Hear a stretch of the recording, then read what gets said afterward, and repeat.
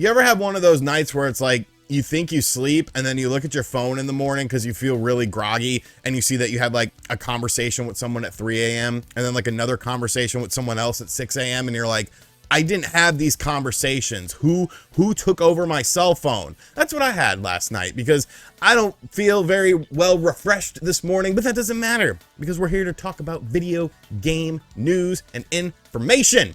We have a couple different stories going on that I definitely want to cover, some really bizarre ones as well. If this is your first time on the channel, be sure to hit that subscribe button, like, comment, and share if you really enjoyed the video. Stick around till the end of the video so I can explain something that's been happening on the channel recently. If you care about channel-related stuff, you'll probably want to hear about that. But without any further ado, let's talk about what's going on in the world of video games. And we have to start things off with a bizarre story. Now, you might remember a few years ago, Ark came out on the Nintendo Switch, which is sort of like a survival game. You know, there's like weird dinosaur creatures in it. It's a very popular PC game, but the Nintendo Switch version of the game was terrible. It was abysmal. It didn't run. It ran at like 10 frames per second, and that's like documented. It was one of those things where it was like, how did this game even get released? Who greenlit this version of the game? I know Wood from Beat 'em Ups did like a full video on it, and it was just terrible. It literally made the man sick. And looking at the footage that I'm using from Wood's video here,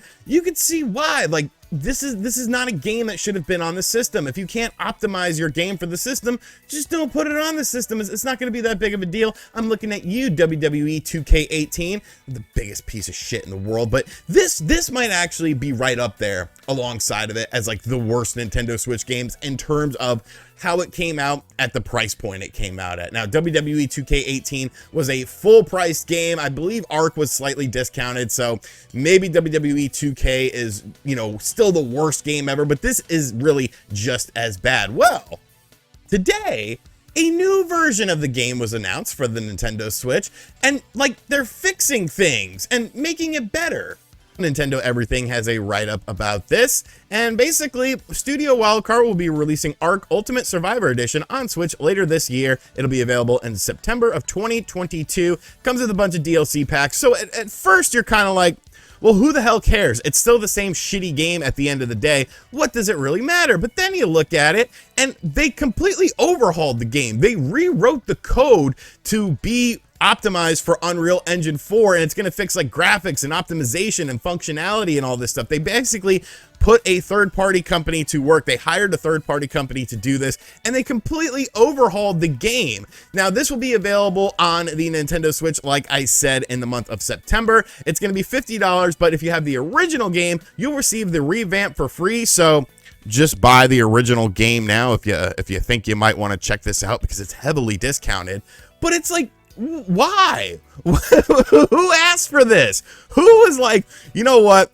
I really want to play Ark on my Nintendo Switch. It's a shame. It's a damn bleeding shame that the game sucks, though. I wish that a company would come along, spend a bunch of money and time, and hire another company to revamp the game and fix it. But I guess you do have to give them a little bit of credit. They took a game that was, you know, essentially a piece of shit, and they're trying to polish that up. They're trying to make that a better experience. It's going to be very interesting to see how this game is comparative to the original launch of the game, but I don't get it. I don't get why you would re-release a game that was just, you know, absolutely terrible on the Switch, hire a company to come in and try to fix the game and then put the game out there. I don't know. It doesn't make sense to me. I don't feel like there's a big market for Ark on the Nintendo Switch. I don't think there's many wannabe Ark players who are like, damn, I need a fresh version of this game. But hey, maybe there are. Are you an Ark fan though? Let me know in the comment section down below if you plan on picking this up, or if you're just going to be smart and if you're curious about the game, you're going to buy the vanilla version of the game now and get the free upgrade.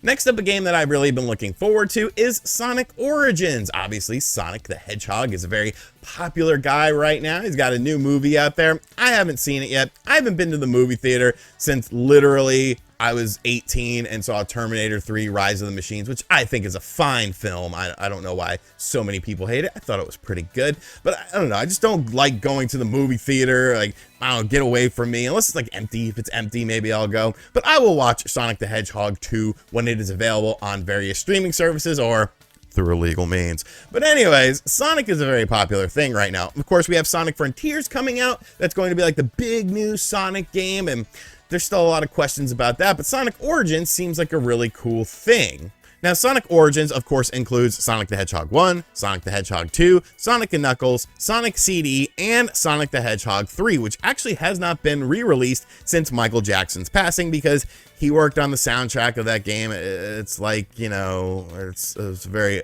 unkept, well-kept secret, I guess you would say.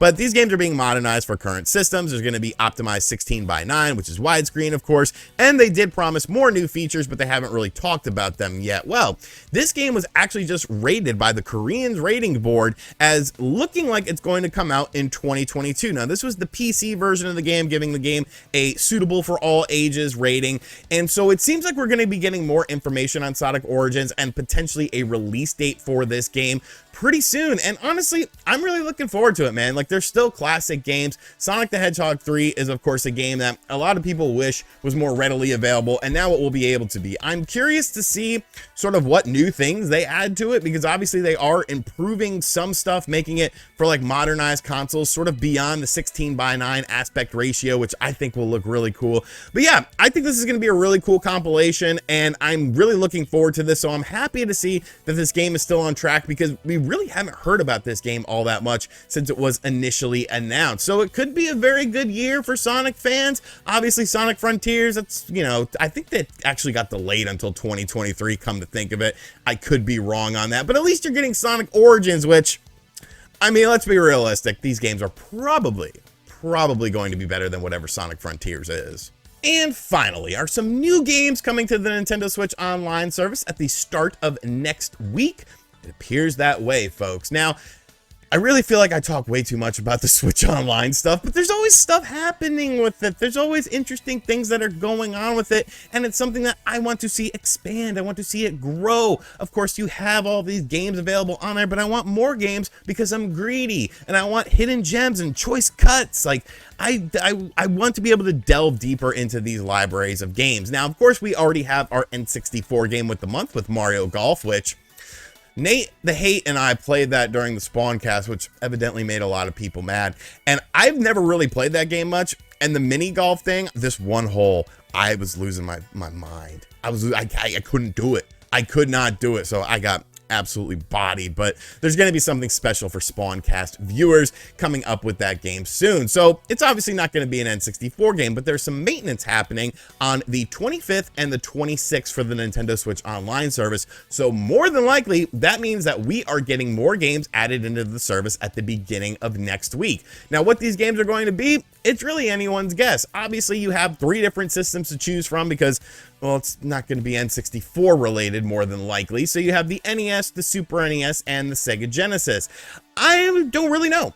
I don't really know what to expect from this update. We did recently get some Super Nintendo and NES games added into the service, so maybe it's going to be Sega Genesis stuff. And when you look at the Sega Genesis library, it's like there's so many awesome games. There's so many awesome games that should be added to the service for the Sega Genesis, and I want to see them. You know, I want to see games like Rocket Knight Adventures because that's far superior to the Super Nintendo game of Sparkster, which ended up coming out on the Sega Genesis anyways. Rocket Knight Adventures is absolutely awesome. I want to see a variety of stuff. I want to see some fighting games. Like, you could play these games online. Why can't I have some fighting games? Like, there's good Sega Genesis fighting games out there and stuff too, whether they're third party or even like Eternal Champions. Like, why not? Eternal Champions is a weird game anyways, but it's still kind of cool, and it was kind of their answer to Mortal Kombat. So I don't know. I'm going to say, if I had to be a betting man and I had to put like a wager down on what console it's going to be, I believe it's going to be the Sega Genesis stuff. I feel like the Sega relationship with Nintendo for the Switch Online stuff on the Genesis side of things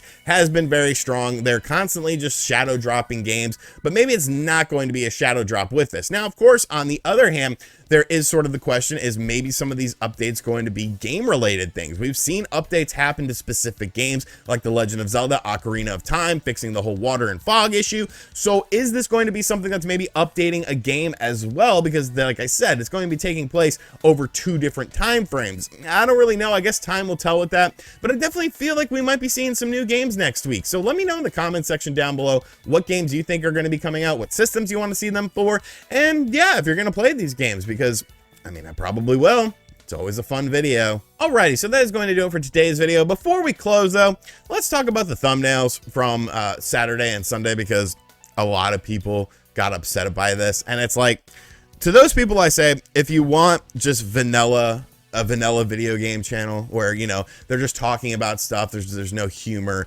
there's no sort of silly shit, like, I'm probably not the guy for you. I came up with those ideas while I was actually, that thumbnail, it came to me Friday night for the Zelda video, and I was like, that's just too funny because it works so well. The Easter one was originally going to be like a big hunky guy with an Easter bunny head on it, but then I saw that other picture of the chick and I was just like, that's too funny. Like, I do things to make myself laugh, because I feel like if I'm laughing at something, then probably somebody else is. I'm not a super serious guy most of the time. That's just who I am. And if you don't like that, like, I completely understand. Like I said, there's a million different channels out there for you, but I'm always going to be me. I'm always going to, you know, be kind of off the wall and off the cuff, because that's just how I've lived my life thus far. And it seems to be working pretty well for me at the end of the day. So I just wanted to clear the air on that. But let me know in the comment section down below what you think of all the video game news that we talked about in this video. And as always, guys, thank you for watching this video, whether you like me or not. Be sure to like the video, or I guess you could dislike it too. Leave a comment, subscribe if you're new, and as always, I'll catch you guys on the next one. Later.